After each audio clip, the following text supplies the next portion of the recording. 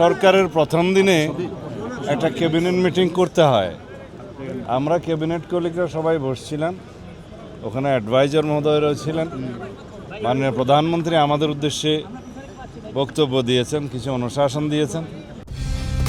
Colour expert, George sap এবং mild on hands technology সমৃদ্ধ Orix crystal wash আপনার laundry expert.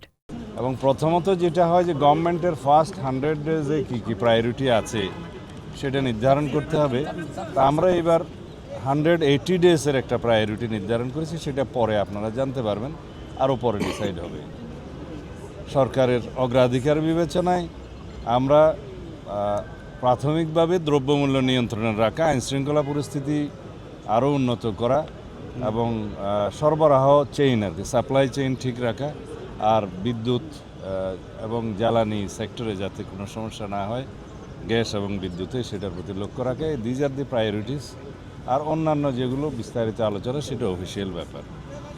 আর এরপরে বাংলাদেশের সরকারের সকল সচিবদের সাথে যেটা মিটিং হয় সেটাও প্রথামাফিক। তিনি সেক্রেটারিদের উদ্দেশ্যে অ্যাড্রেস করেছেন। তাদেরকে তিনি বলেছেন এই যে জনগণ আমাদের ম্যানিফেস্টোর উপরে ম্যান্ডেট দিয়েছে, তো সুতরাং যেটা জনগণের ইচ্ছা, পিপুলস উইল প্রাধান্য পাবে। সেই হিসাবে according to constitution, according to law of the country এবং according to the rules of business, secretary এবং অন্যান্য সরকারি কর্মকর্তা সবাই যাবে এবং সরকারের সেই ম্যানিফেস্টো বাস্তবায়নের জন্য তারা আন্তরিক হবেন, সেই আহ্বান জানিয়েছেন।